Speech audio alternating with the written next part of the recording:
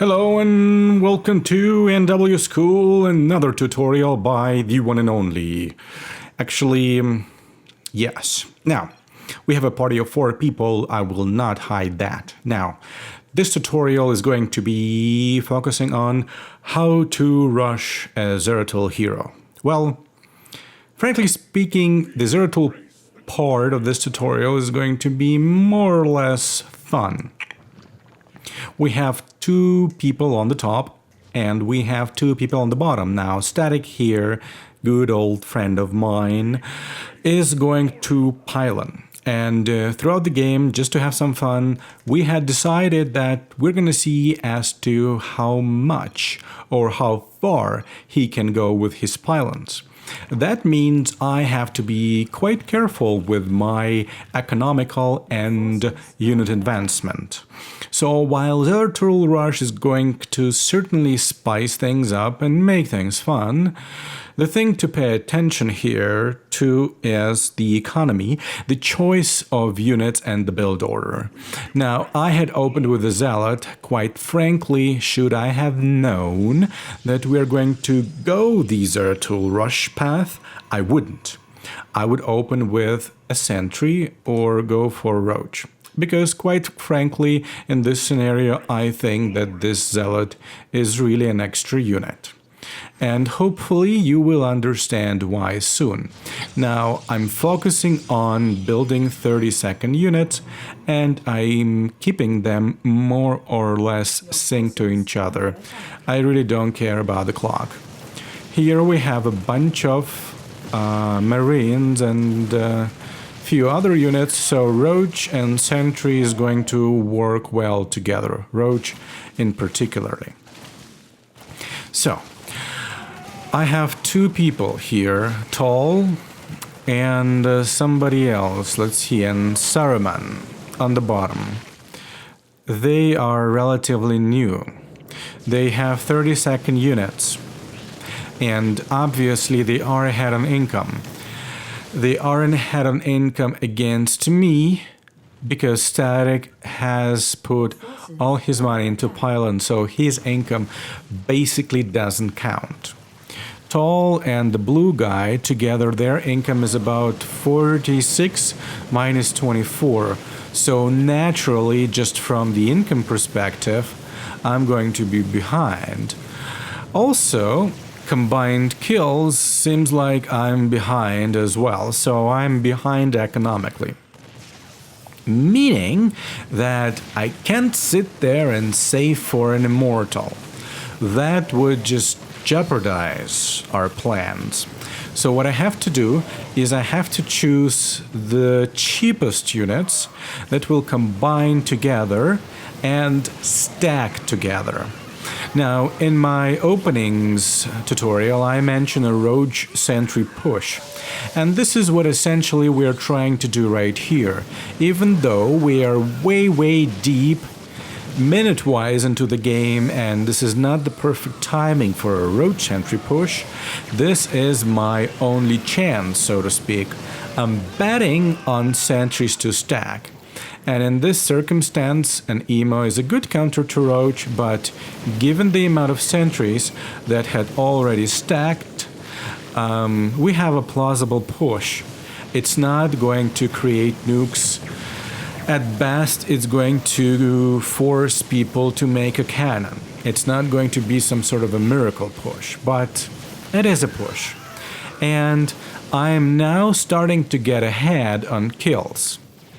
If I'm getting ahead on kills, that means that the income gap between Red and Blue and myself is going to become closer. And it will become closer because we have an Immortal here. An Immortal is going to have an impact on economy and the number of supplied units. Mind you, I only have 2 Roaches. So out of my all units, this Immortal will have a hard counter bonus only to 2 units. I'm keeping my guys in synced, and I'm also going to hold my line because I've been turned and there's no reason to help these guys out to stack. Okay, so since I'm turned, I'm going to hold my units, deprive them of free kills, and minimize the stacking of enemy units at the bottom. I'm not concerned with units on top. I'm just focusing on my game on the bottom. Okay, so Static is 3 minutes out to get his Zeratul. My units are not there to stack, so we're just gonna nuke this wave. Okay, nuking this wave is going to get Static kills, 27 of them, and allow him to get his Zeratul out sooner. It will also allow my wave to spawn and start stacking up in a similar fashion as to how we did previously.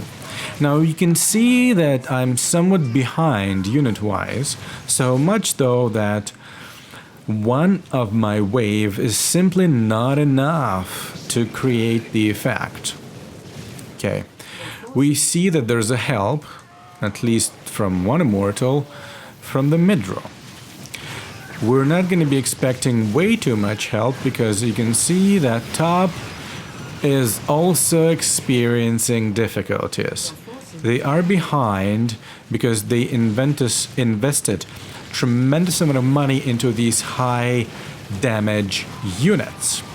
Now, while Archon is going to have a bonus versus biological units, these immortals, the only bonus they're going to have is versus those two other immortals. And they're not going to have any bonus against Hydra.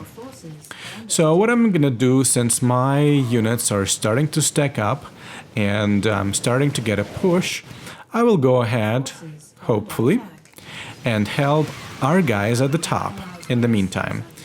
Right now, I'm just attacking Hydra.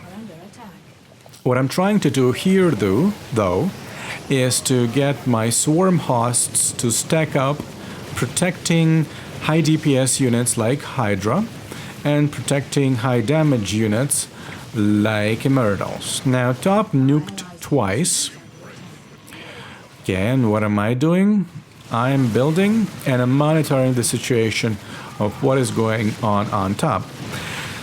Quite frankly, yeah, we're not in the best of places because we are 3 nukes down, but given our build and given the overall skill level and the presence of Zeratul now, we are thinking that we can freely come back in this game and have a chance to win.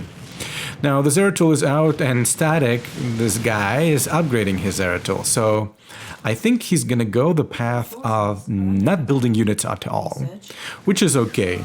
I'm only going to face an income deficit, a half, from the units and pylon side, and I will cover the income gap by getting more kills, which is 60. Not a great amount of income, but still it is there. Our wave is stacking, we have a hero. What else should I mention? I should mention that Static had pylon, pushed his pylon, and then rushed upgrades. You can see that I'm getting my income only from kills, and I'm only getting my income from units. I haven't pyloned. I didn't nuke, and therefore I didn't pylon. If I had pyloned, I would not be able to turn and create a snowball effect on the bottom. Now we are turned. What shall I do? I'm making ultras, I'm making queens, and I'm instructing in a very polite way for Static to go to the bottom actually and use his Zeratul to turn this wave around. Not sure how much he's going to be able to do it, but that's our plan. Now, top is pushing, bottom, let's see if we can make a turn. I have these ultra, they're not going to play tremendously well to the guys on the bottom, but it's plausible, you know. Zeratul is going to do some damage. Hydra probably is going to take care of mothership cores, etc., etc. Now, top, you know, they're doing a good job, and they are decreasing my income deficit by forcing Cereman to make a cannon. Top has turned, but they sacrificed their economy for that. Bottom, on the other hand, let's see how are they playing the mid-row. Okay, blue has some basic bro mid-row game as well. Red is not playing the strongest game. There is. Okay. We have a plausible chance of turning bottom. Zeratul has to come back for repairs. So it's 19 minutes. Let's speed things up, because quite frankly, I don't see anything exciting happening here. Yes, bottom has turned. Bottom is stacking. So, yeah. Bottom is going to start a push. Now, top is in a little bit of a trouble. Okay.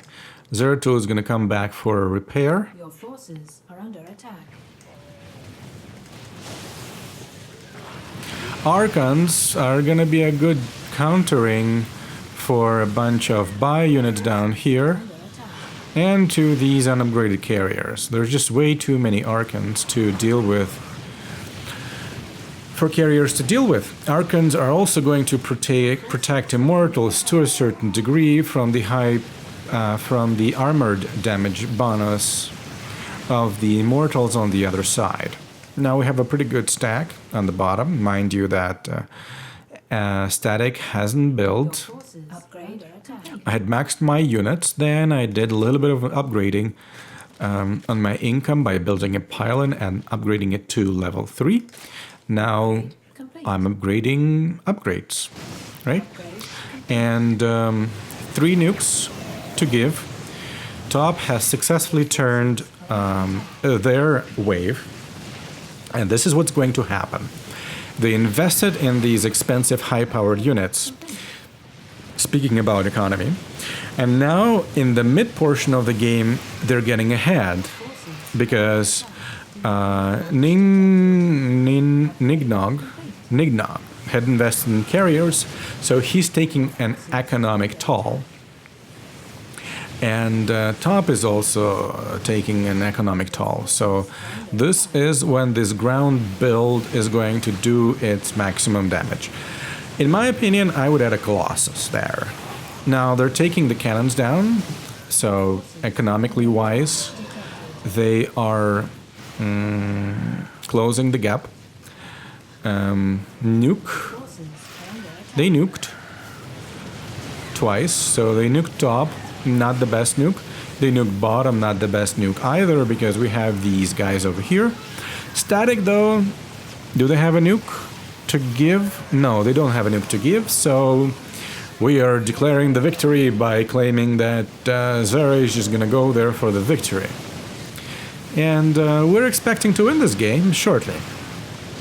Although the replay says that we had gone forward to about 8 minutes, so you can expect a turnaround, an unexpected turnaround of things. Have a bunch of these guys that haven't been nuked properly, so they're creating damage and chaos, you know, but they're not creating a lot of buildings. They don't take down buildings a lot. They are just creating some chaos. Top had successfully stacked their carriers. They are now upgraded, and that will allow those upgraded carriers to deal quite effectively with these unupgraded Archons.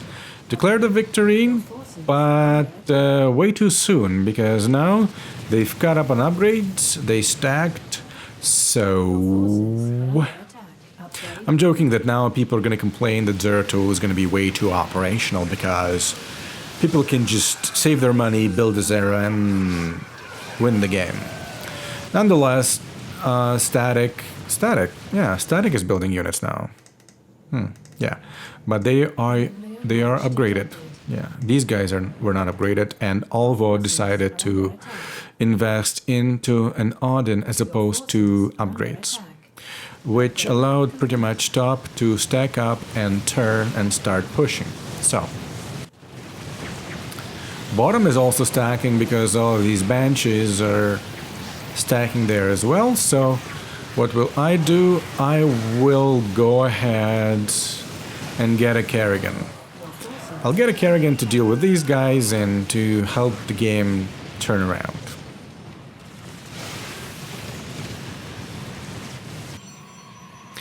Let's just look at the minimap as to how things are going to be developing. So this wave is still progressing, and this wave is also not pushing. Good communication there telling us that all units are going to be sent to the bottom, and I'm required to nuke top, which I gladly did. You can see I'm an obvious leader in kills in this game because of that Zeratul trick. Static is still behind on income, but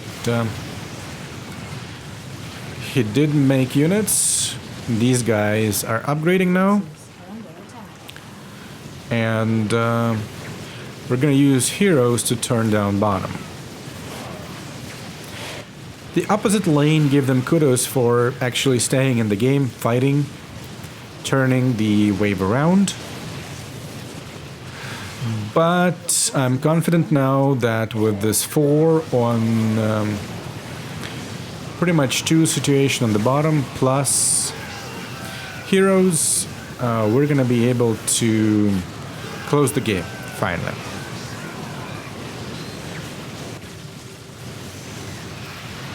All we have to do is to defend top and let the push on the bottom do its job. A little bit of chaos. They're fighting tooth and nails with their heroes. 2 Kerrigans and 1 Odin. There's a nuke available for him. Let's see if he's going to be able to use it. There you go. Nuke is out. But Static Void prisons it. That nuke got cancelled. Well, didn't know that it's possible, by the way, but apparently if you Void Prism an Odin, the nuke gets cancelled or something. You can see that we are going to be able to close this game finally, so thanks a lot for watching. Thanks a lot for learning a bit more about the economy. Please rate, like, dislike, subscribe, and comment. This was Naughty. GG.